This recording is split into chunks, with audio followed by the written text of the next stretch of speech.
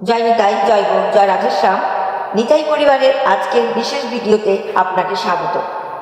বন্ধুরা, আমরা প্রতিদিনের জীবনে কত ধরনের খাবার গ্রহণ করি, কিন্তু আপনি কি জানেন সনাতন ধর্মে প্রতিটি খাদ্যশস্যের পেছনে লুকিয়ে থাকে কোনো না কোনো অলৌকিক জন্ম রহস্য বা পূর্বজন্মের কাহিনী। আজ আমরা এমন একটি ডাল নিয়ে আলোচনা করব যা প্রোটিনে ভরপুর হলেও আমাদের শাস্ত্রে অনেক জায়গায় এটি গ্রহণ করার বিষয়ে নিষেধ করা হয়েছে। হ্যাঁ, আজ আমরা জানব মুসুর ডালের জন্ম রহস্য। মুসুর ডাল পূর্বজন্মে কে ছিলেন, কেন অনেক ব্রাহ্মণ এবং আধ্যাত্মিক সাধক এই ডাল স্পর্শ করে না। এই রহস্যময় সত্যটি জানতে ভিডিওটি শেষ পর্যন্ত দেখুন। মুসুর ডালের উৎপত্তি ও প্রকৃতির অত্যন্ত গূঢ়। যদিও এটি একটি উদ্ভিদজাত খাদ্য, তবুও এর জন্মের মূলে রয়েছে এক অপবিত্র ও তামসিক ইতিহাস। মুসুর ডালের পরিচয়, উৎপত্তি এবং কেন এটি বৈষ্ণবগণের নিকট বর্জনীয় সেটি নিয়ে আজকে আলোচনা করব।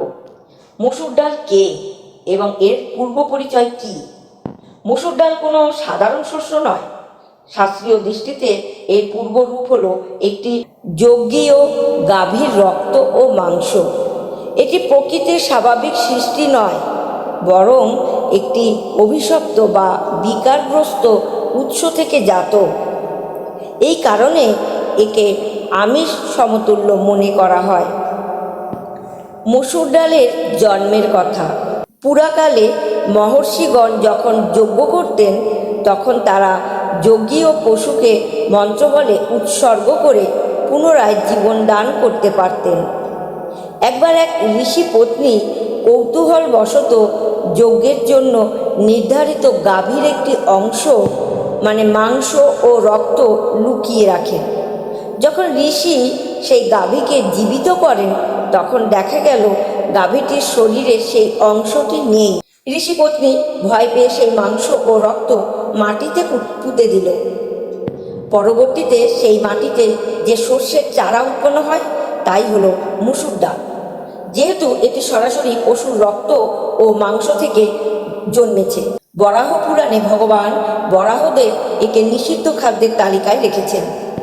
শ্লোক: মসুরান্নম চ মাংসম চ মদ্যম লসুনমেব চ দস্তু ভুক্তক্তে নার মূঢ় নরকম সপি গচ্ছতি। অর্থাৎ, যে ব্যক্তি মসুর ডাল মিশ্রিত অন্ন, মাংস, মদ্য এবং রসুন ভক্ষণ করে, সেই মূঢ় ব্যক্তি নরক গমন করে। শ্রীল সনাতন গোস্বামী এই গ্রন্থে মসুর ডালকে আমিষ হিসেবে গণ্য করেছেন। শ্লোক: বৃন্তাকম জালিকম শাকম কুষ্মাণ্ডম চ কলিঙ্গকম মুসুরম মাংস সদৃশ্যম সর্বপর্থা পরিপর্যয়ে।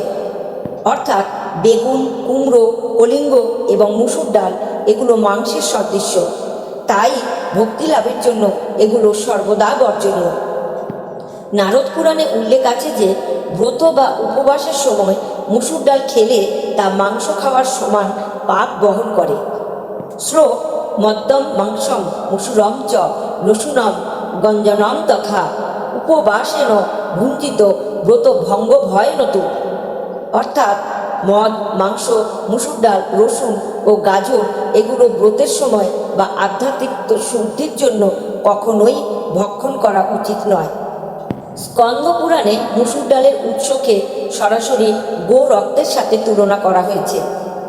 শ্লোক: মুসুর গো রক্তোৎপন্ন মর্তে হস্মিন পাপ রূপ ধৃত ভক্ষণে চ ভবেৎ তস্য মাংস ভক্ষণ জন ফলম। অর্থাৎ, মুসুর ডাল গৌরক্ত থেকে উৎপন্ন এবং এই পৃথিবীতে পাপের রূপ ধারণ করে আছে। এটি ভক্ষণ করলে মাংস ভক্ষণের সমান ফল হয়। গরুড় পুরাণে পিতৃপুরুষদের শ্রাদ্ধে মুসুর ডাল ব্যবহার নিষিদ্ধ করা হয়েছে।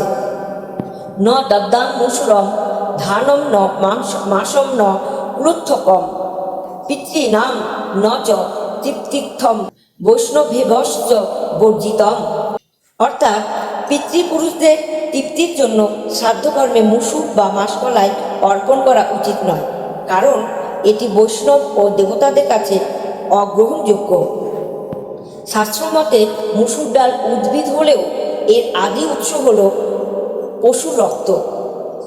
এই জন্য এর বর্ণ লাল এবং এর প্রভাব তামসিক। যারা সাত্ত্বিক জীবনযাপন করতে চান এবং ভগবানকে নৈবেদ্য অর্পণ করেন, তারা এই ডালকে আমাদের মন এবং আত্মার ওপর পড়ে। আমাদের শাস্ত্র সর্বদাই সাত্ত্বিক খাদ্য গ্রহণ করার পরামর্শ দেয়, যাতে আমাদের বুদ্ধি ও ভক্তি শুদ্ধ থাকে। আমিষ গণ্য করে এগিয়ে চলে। বৈষ্ণবগণ শরীর ও মনের পবিত্রতা রক্ষার জন্য এই ডাল ভক্ষণ থেকে বিরত থাকেন। তাই বন্ধুরা, শাস্ত্রে মসুর ডালের জন্মকাহিনী আমাদের এটাই শিক্ষা দেয় যে আমাদের প্রতিটি আহারের প্রভাব। আজকের এই অজানা তথ্যটি আপনার কেমন লাগলো? আপনি কি আগে জানতেন মসুর ডালের এই জন্ম রহস্য? কমেন্ট বক্সে আমাদের অবশ্যই জানাবেন, কারণ আপনাদের প্রতিটি মতামত নিতাই পরিবারের বাকি সদস্যদের জ্ঞান চর্চায় অনুপ্রাণিত করবে।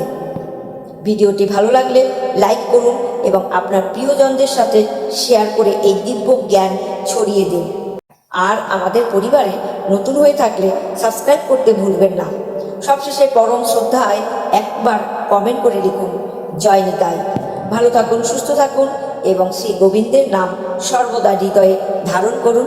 জয় নিতাই, জয় গৌর, জয় রাধেশ্যাম।